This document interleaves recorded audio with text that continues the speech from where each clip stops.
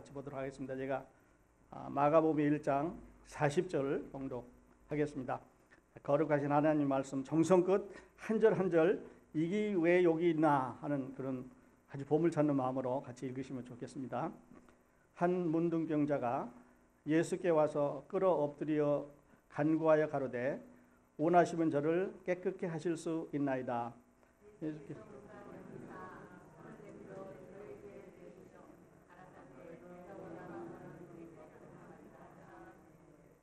곧 문둥병이 그 사람에게서 떠나가고 깨끗하여진지라. 아멘.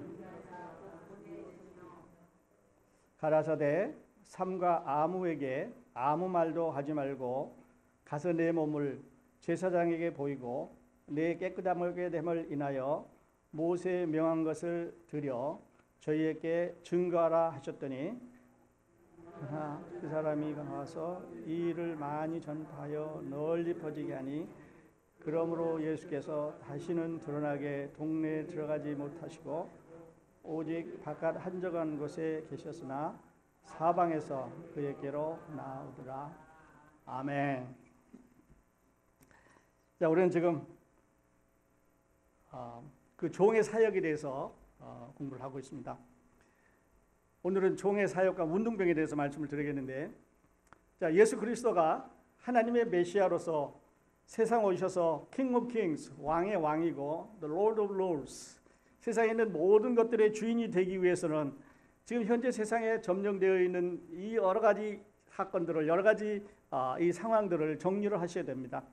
지난주에도 말씀드렸습니다만 이미 예수님 오시기 전에 세상은 사탄이라고 하는 악령이 전체 사람들의 마음을 꽉 잡고 모든 시스템을 꽉 잡고 있었습니다. 공중의 권세를 잡고 있었지요. 그리고 이 세상에는 그 죄로 말미암아 죽음이 와 있었고, 그리고 많은 사람들은 질병 가운데 있었습니다. 그 다음에 이제 태풍이 분다든지 해일이 일어나는 이런 자연의 변화가 이 세상에 이제 랜덤하게 여기저기서 변화 또 생겨나고 있었습니다.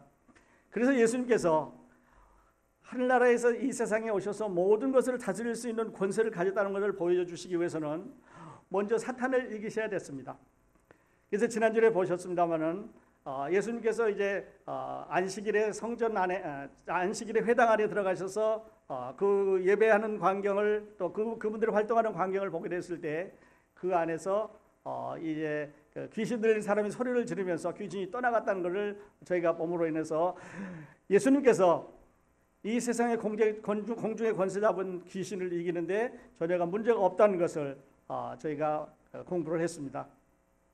그 다음에 오늘은 이제 질병과 그 다음에 그 죽음과 자연과 이런 걸 계속해서 공부하는 게 나가는 과정에서 자, 이제 사탄은 이겼으니까 사탄의 존재와 예수 그리스도의 대항은 전혀 상대가 되지 않으니까 이제는 질병을 그러면 예수님이 어떻게 고치시나 하는 것을 보기를 원하는데, 마가복음 1장은 이제 보시는 대로 29절부터 계속해서 이어져 나가게 됩니다.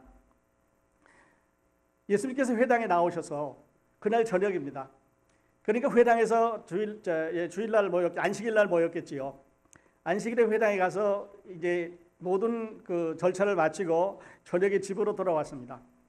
그리고 예수님은 베드로의 집으로 안내가 돼서 그 베드로의 집 안에 있는 베드로의 장모의 그 열병을 고치는 그런 기사가 나옵니다. 이 두 기사가 이제 마가복음에도 나오고 누가복음도 똑같이 나오는데요.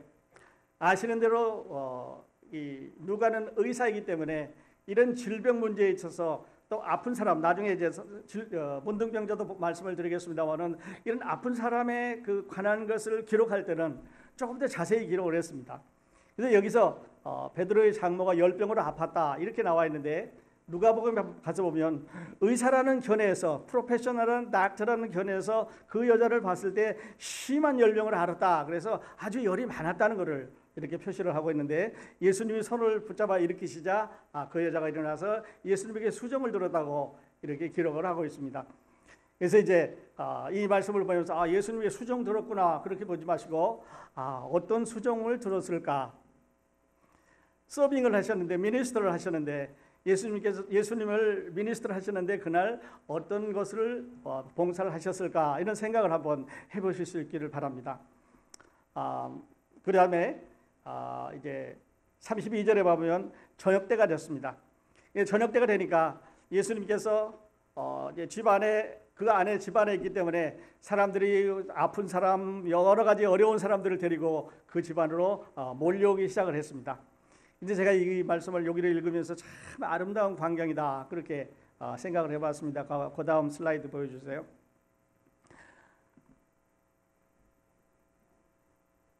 왜 아름다운 광경이냐면요, 아픈 사람들, 각종 질병에 걸린 사람들을 베드로의 집안으로 데려오자 예수님께 그 한 사람 한 사람을 고쳐주셨는데 조건 없이 내가 고쳐줄 테니까 날 따라와 한다든지, 너 어디가 아프냐, 언제부터 아팠느냐, 얼마나 아팠느냐 물어보지도 않고, 사회적인 신분이 어떠느냐 물어보지도 않고, 그 다음에 이것이 남자인지 여자인지 가난한 사람인지 부자였는지 유대인의 어떤 랭킹에 있었는지 전혀 물어보시지 않고 병이라고 하는데 타겟을 맞추고 아픈 사람은 다 고쳐줬습니다. 계속 넘기세요. 그래서 예수님께서는 이 질병을 다스릴 수 있는 권한, 이 질병을 충분히 다스려 이길 수 있는 이런 권세를 가지고 있는 것을 말씀을 하셨습니다. 그래서 우리가 가지고 있는, 우리 마음 가운데 가지고 있는, 이제 현대인들은 과거 사람들보다 더 많은 여러 가지 이름의 병명을 가지고 있습니다. 자, 우리는 육체적으로도 아픕니다. 정신적으로도 아픕니다. 또 심리적으로도 아픕니다. 그래서 이게 다른 말로 하면 우리는 physically, mentally, psychologically 여러 가지 이런 상태에서 이런 아픔을 이제 가지고 살아가는데, 잠깐 여기다가 이제 손을 멈추시고, 우리 삶에는 우리가 고칠 수 있는 것과 고칠 수 없는 것이 있습니다. 고칠 수 있는 것, 고칠 수 없는 것. 우리 삶에 우리가 고칠 수 없는 것, 늘 말씀드리지만 우리에게 지나간 과거는 고칠 수 없습니다. 우리의 지나간 과거는 하나님도 못 고칩니다. 왜냐하면 그것은 지나간 과거이기 때문에 그렇습니다. 나를 태어나게 해준 부모님은 내가 다시 선택할 수 없습니다. 그러니까 우리가 지나간 것을 고칠 수가 없습니다. 죽음도 고칠 수가 없습니다. 사랑하는 사람과 이별을 했는데 이거를 다시 되돌아오게 할 수가 없습니다. 그런데 우리에게는 고칠 수 있는 것이 있습니다. 어떤 것은 쉽게 고칠 수 있지만, 그러나 또 어렵지만 고칠 수 있는 것이 있습니다. 그래서 저는 이렇게 말씀을 드리고 싶습니다. 어려운 거, 많은 거, 힘든 걸 고치려고 하지 말고요. 여러분, 가장 쉽게 고칠 수 있는 것이 뭐냐면 나 자신입니다. 나는 나를 잘 알기 때문에, 나는 나를 지배할 수 있기 때문에 내 자신을 고칠 수가 있습니다. 그러므로 우리에게 고칠 수 없는 환경들을 바라보면서 이게 고쳐지지 않는 것에 대해서 힘들어하실 게 아니라 그 환경에 나를 잘 맞춰 나갈 수 있도록 변화시켜 가면 우리에게는 하나님이 주시는 행복이 있다고 그렇게 생각을 해봅니다. 여러분, 지나간 일을 고치려고 후회하고 어려워하고 눈물 흘리고 외로워하고 괴로워하고 다른 사람들에게 관계에 대해서 힘들어하지 마시고요. 우리 자신을 바라보면서 나를 오늘 하나님 앞에서 고칠 수 있는 우리 모두가 되었으면 좋겠습니다.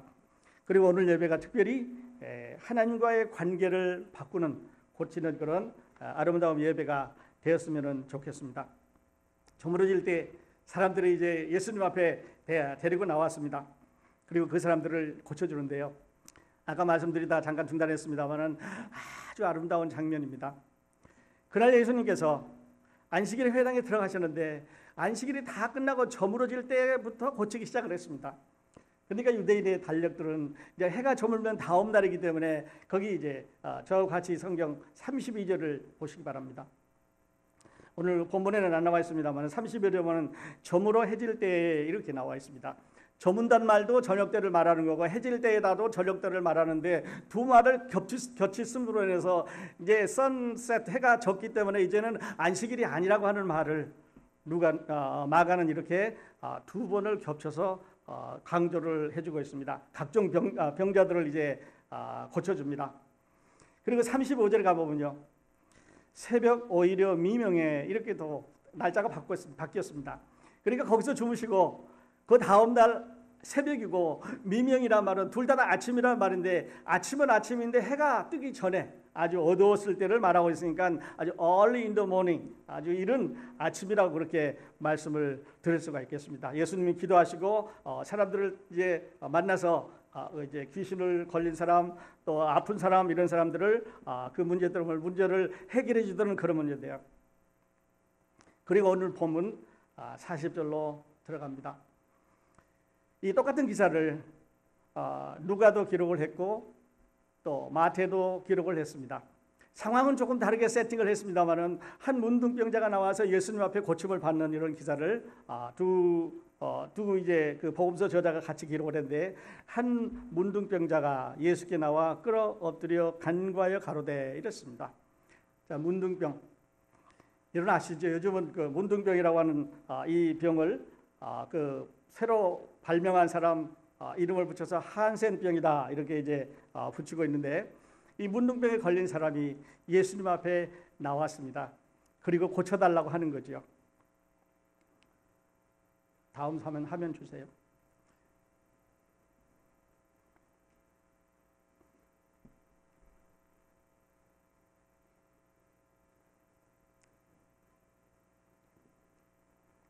계속 넘기세요.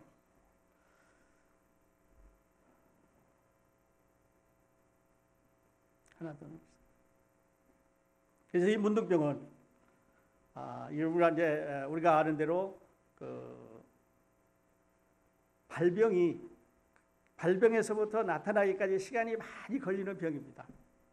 어떤 사람은 잠복 기간이 3년인 사람도 있고 10년인 사람도 있고 그보다 더 긴 사람도 있고 어쨌든 그 문둥병이 몸에 들어가면 잠복 기간이 오래 있다가 그 다음에 잠복 기간이 지나서 이제 몸 밖으로 나타나기 시작하고 그 몸 밖으로 나타나서 몸을 망가뜨리는 이런 기간이 있는가 하면 이제 그 기간을 지나면 아주 몸들이 이렇게 으스러지는 그런 병을 문둥병이라고 그렇게 말합니다. 그래서 문둥병을 우리 성경에서는 죄를 상징하는 병이다 이렇게 말하고 있고 불치의 병이다 이렇게 말합니다. 그리고 여러분 아신 대로 문둥병에 걸리면 제사장들이 일단 인스펙션 검사를 합니다. 진찰을 해서 문둥병이라고 확인이 되면 마을 밖으로 내쫓았습니다. 그래서 마을 밖에 텐트를 치고 거기 따로 살면서 그 다음에 얼굴을 가리고 만일에 지나가는 사람이 가까이 오면은 부정하다고 소리를 질러서 자기가 문둥병인 것을 다른 사람에게 알려주는 그런 병입니다. 아주 고독한 병이죠. 조금 더 가서 이 문둥병 환자에 대해서 한 번 더 생각을 해보십시다. 자, 먼저는 병이 나타나기 때문에 사랑하는 가족들과 이별을 해야 됩니다. 그러니까 언제 만났는지 언제 봤는지 모르지만 이 문둥병 환자는 멀리 밖에서 진 밖에서 사랑하는 가족들을 마을 안에 있는 가족들을 바라보면서 저 안에 있는 우리 가족들이 오늘도 밥을 먹고 아이들과 아내가 행복한 이런 저녁을 맞을 텐데 자기는 진 밖에 있는 거에 대해서 늘 외로워할 것입니다.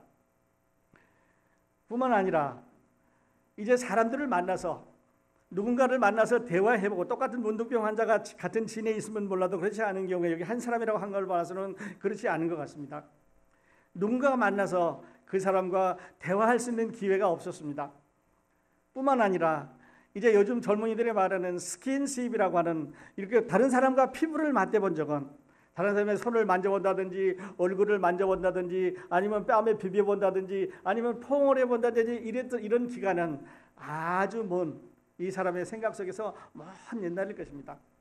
그리고 다만 이 사람 앞에 놓여 있는 것은 이제 언젠가 이 문둥병이 계속 발병을 자라서 이제 죽을 수밖에 없다는 이런 이런 강박관념 속에서 이렇게 살아갈 수밖에 없는 게 이 문둥병 환자의 신세입니다. 근데 예수님께서 이 사람을 찾아가셨습니다. 조금 더 밑으로 나가시면 누가복음가 나오는데요.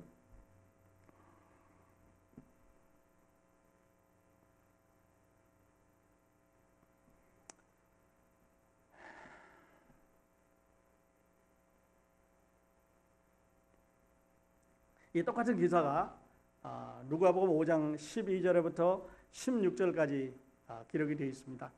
여러분 성경 빨리 찾으시는 분은 누가복음 5장 12절로 16절까지를 보실 수 있기를 바랍니다.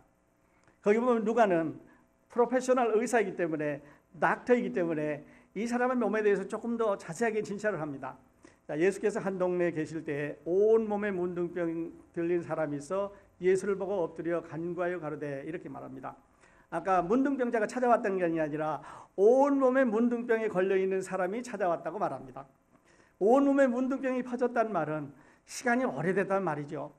온몸에 문둥병이 퍼져 있단 말은 가족과 이별한 지 오래됐다는 말입니다. 외로운 가운데 산 지 오래됐다는 말이고 텐트에 오래 머물러 있다고 하는 그런 말을 지금 하고 있습니다. 그런데 그 사람이 예수의 소문을 들었습니다. 아, 예수한테 가면, 예수님에 가면, 이 메시아에게 가면 문둥병을 고친다고 하더라. 그래서 이 메시아를, 예수님을 찾아왔습니다. 근데 만일에 예수님께서 이 문둥병을 오늘 고치지 못하면 예수님은 메시아로서의 자격이 없는 거지요. 왜냐하면 모든 것을 다 하시는 전능하신 하나님의 자격을 갖고 오셨는데 이제 모든 것을 다 자신이 하실 수 있는 이런 하나님이셔야 되는데 문둥병을 못 고치면 예수 그리스도는 메시아가 안 되는 겁니다. 그래서 예수님께서 그 사람을 만났습니다. 그랬을 때 그 사람이 먼저 예수님을 알아보고 보고 엎드려 구하여 가로되 이렇게 말합니다. 아마 그러니까 이 문둥병 환자는 예수님이 무슨 병이든지 고칠 수 있다고 하는 소문을 들었을 것입니다. 거기 들었단 말을 안 쓰고 있는데요. 근데 와서 보면서 엎드려 구하여 주여 원하시면 나를 깨끗게 하실 수 있나이다 이렇게 말합니다. 야, 주여 원하시면 나를 깨끗게 하실 수 있나이다 이 말은요. 주여 당신이 원하시면 나를 깨끗하게 할 수 있나이다 이 말은 당신은 나를 고칠 수가 있는데 고칠 수 있는 충분한 능력을 갖고 계시는데 그 능력을 나에게 좀 보여주셔서 내 병을 고쳐 주십시오 이렇게 말합니다. 여러분 아시는 대로 구약 성경을 읽어보면 문둥병을 고친 사람 기사가 두 사람이 있습니다. 구약 성경에 딱 두 사람이 문둥병을 고쳤는데요. 그 중에 하나는 모세의 시스터 미리암이 고쳤고 또 하나는 나만 장군이 문둥병에서 고쳤습니다. 딱 두 사람을 하나님께서 고쳐주셨습니다. 신약성경에도 보면 예수님께서 문둥병을 고친 케이스가 두 번이 나오는데요. 여기 한 사람이 있고 10명의 문둥병자를 고쳐서 사마리아인이 예수께 돌아오는 기록이 나옵니다. 그러니까 구약성경에도 두 케이스 그리고 신약성경에도 두 번 이 문둥병을 하나님께서 고쳐주셨는데 그 중에 하나입니다. 그리고 성경을 빨리 보시는 분은 누가복음 찾으셨으면 시작하는 말을 보실 수 있게 바랍니다. 시작하는데 12절도 13절도 14절도 15절도 시작하는 문구가 다 예수께서라고 예수의 이름으로 시작하는 것을 볼 수가 있습니다. 그래서 예수님께서 이제 이 문둥병 환자를 고치시는데요. 가셔서 손을 대시면서 고치셨습니다. 그 문둥병 환자에게 손을 대시면서 고쳤단 말은요. 우리에게 많은 것을 말씀해 주고 있습니다.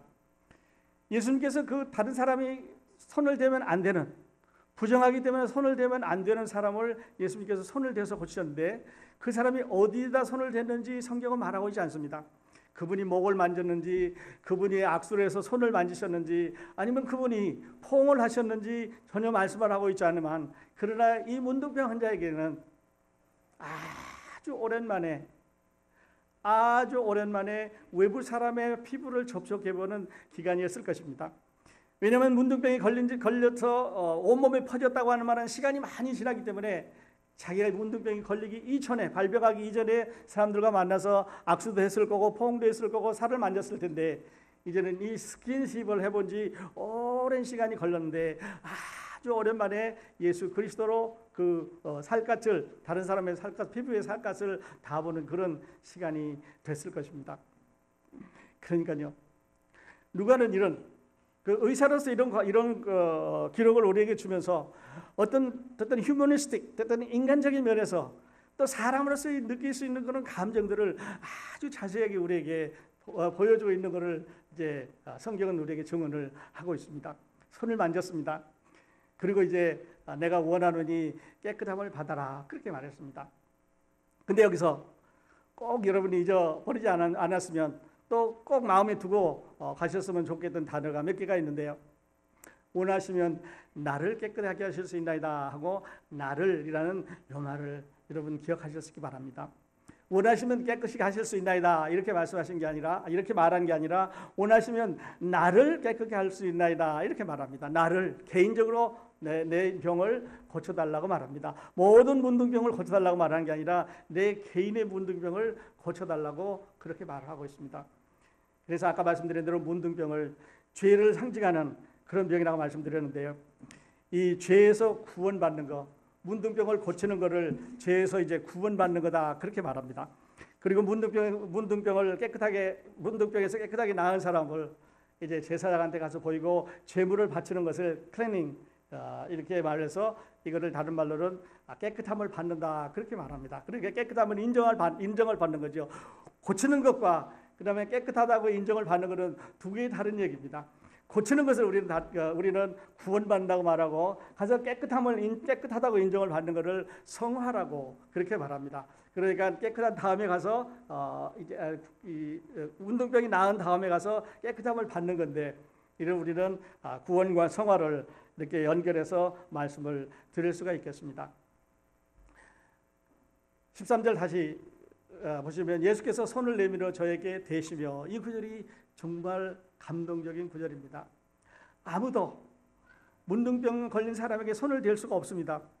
제사장이 만일에 문둥병 걸린 사람에게 손을 댔으면 그 사람은 부정한 사람이 됐기 때문에 하나님 앞에서 가서 제사를 드릴 수가 없습니다. 다른 사람을 대표해서 제사 드릴 수 있는 권한을 거기에 그 문둥병을 만짐으로 인해서 상실해 버립니다. 그러니까 제사장들은 손을 안 댑니다. 그 다음에 가족들은 이미 율법에 가서 손을 대지 말라고 금해 놨기 때문에 가서 손을 댈 수가 없습니다. 그리고 그들이 입었던 의복은 다 이제 불을 태워야 되고 누구도 가까이 할 수 없는 그런 병인데 예수님이 가서 손을 대셨습니다. 여러분이 이 손을 대신 문둥병 환자를 고쳐주시고 그에게 손을 대신 이분이 우리가 믿는, 우리가 소개하고 있는, 우리가 전하고 있는, 우리와 함께 계시는 예수 그리스도입니다. 너는 어디 사느냐? 너는 왜 문둥병에 걸렸느냐? 너는 가족이 있느냐? 또 자녀들이 몇 명이 있느냐? 이런 물어보시지 않았습니다. 너는 몇 살이냐 물어보시지 않고 그냥 문둥병이라고 하는 그 병을 봤을 때 주님께서는 그 문둥병을 고쳐 주셨습니다. 우리에게도 예수님께서 우리를 구원하셔서 우리를 하나님의 자녀로 만드시게 될 때 너는 어디서 태어나느냐, 무슨 죄를 얼만큼 졌느냐 이렇게 말하지 않습니다. 문둥병이 몸에 퍼졌는데 얼굴에만 문둥병이 퍼져도 문둥병자입니다.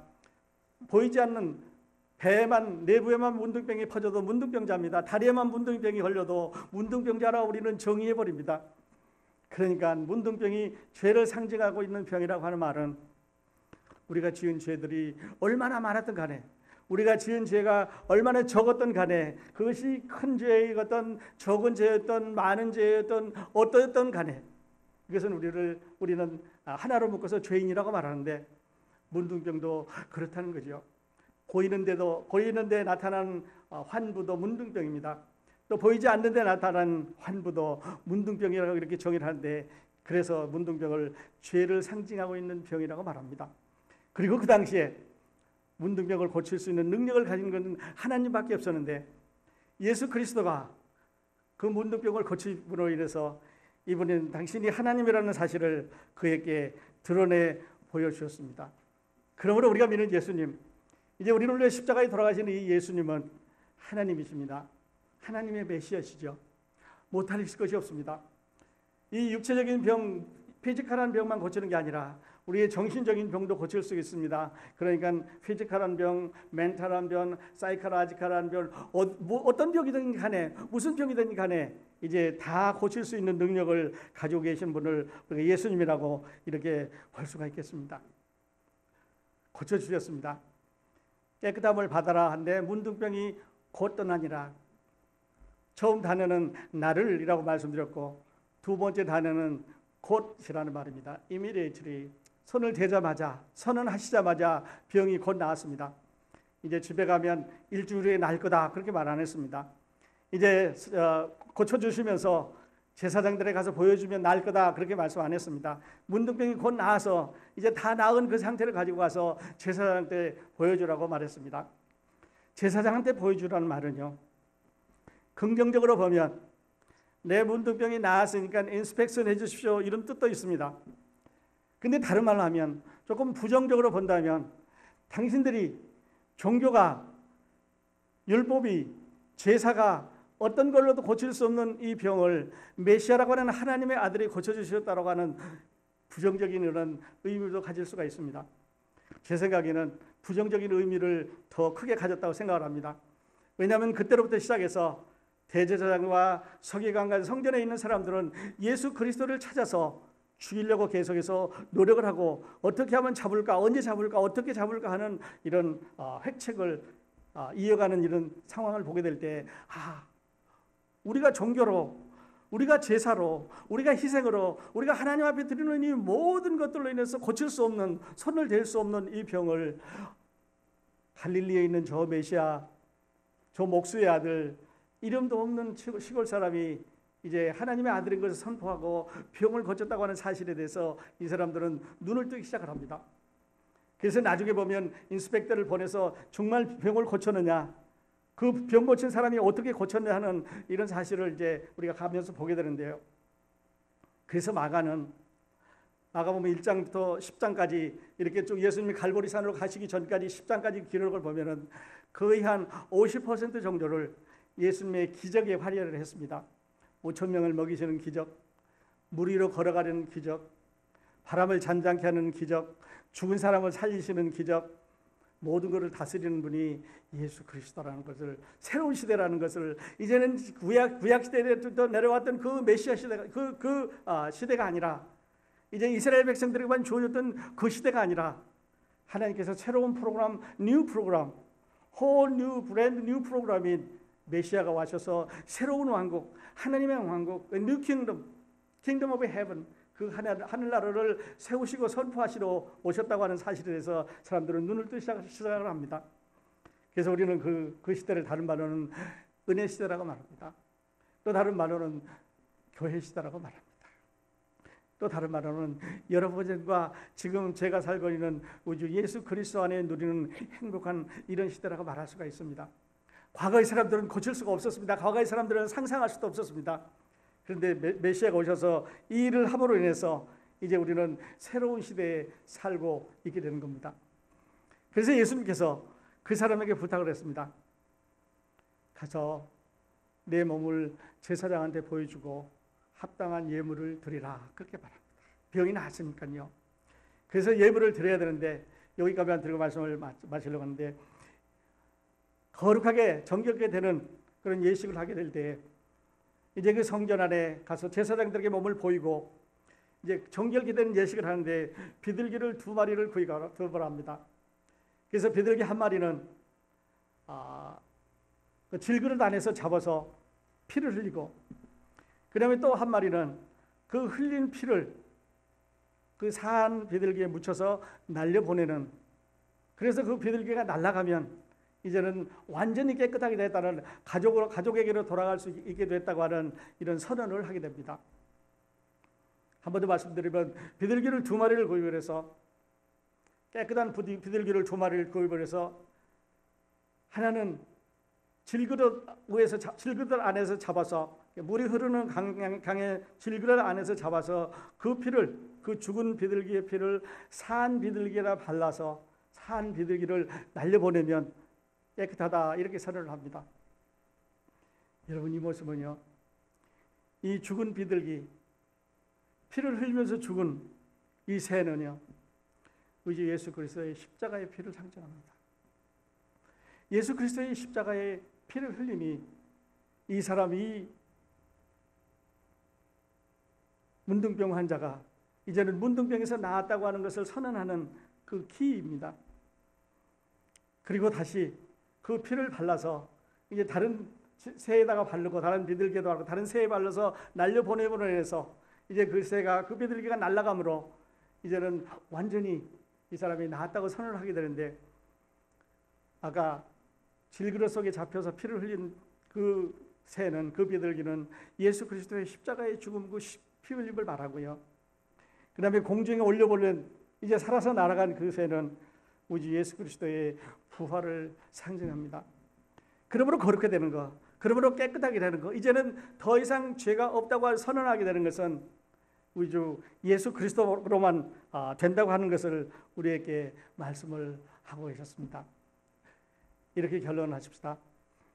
예수 그리스도는 세상 죄를 지고 가시기 위해서 오신 하나님의 메시아입니다. 이제 우리 계속해서 공부를 하게 되는데 그 메시아가 하나님의 세상 죄를 지고 가는 하나님의 메시아가 되시기 위해서는 말씀드린 대로 사탄을 이겨야 됩니다. 죽음을 이겨야 됩니다. 질병을 이겨야 됩니다. 자연을 정복하셔서 이 모든 것을 다 하신 다음에 이제는 모든 것을 다 정복하시고 자기 피를 구약에 약속하신 대로 십자가에서 흘리심으로 이 피를 믿는 모든 사람들에게 이제 구원의 은혜가 미칠 수 있다고 하는 것을 우리에게 말씀해 주고 있습니다. 세상은 우리는 바꿀 수가 없습니다. 바꿀 수 없는 게 너무 많습니다. 그러나 오늘 우리들에게 우리 자신을 바라다보면서 우리 스스로는 바꿀 수 있습니다. 여러분이 예수님 어떻게 생각하십니까?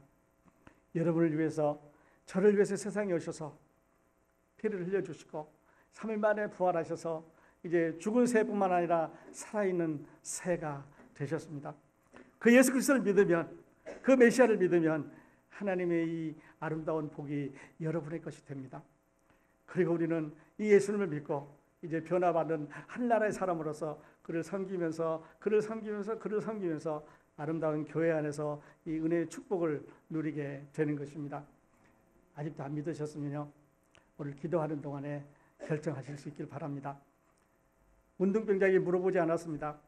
각종 질병에 걸려있는 사람들에게 조건부로 하시지 않고 물어보시지 않았습니다. 그들이 예수 그리스도를 믿으면, 예수 그리스도에 나오면 모든 질병을 조건 없이 한꺼번에 즉시 고쳐주셨습니다. 그리고 그들은 병 나은 몸으로 집으로 돌아가면서 야, 내가 예수로 인해서 병이 나았다고 자랑하고 선전하면서 갔습니다. 오늘 예배가 여러분의 마음을 또 여러분에 있는 죄를 다 예수 그리스도로 인해서 해결받는 이런 귀한 축복의 예배가 되시기를 우리 주님의 이름으로 축원드립니다. 기도하겠습니다.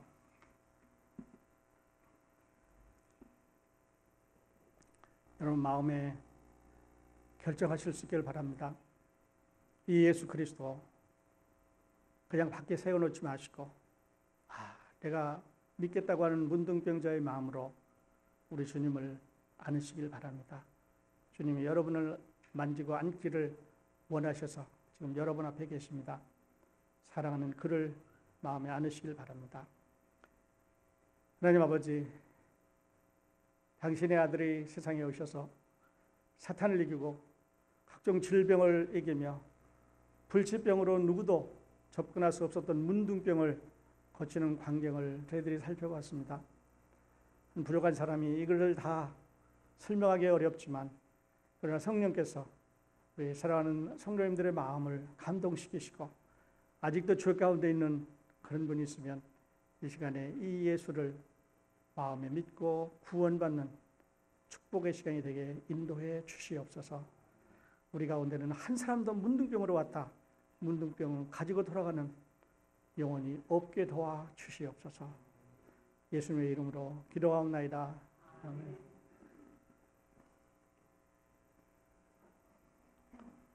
다 같이 일어나셔서 277장 찬송 부르겠습니다.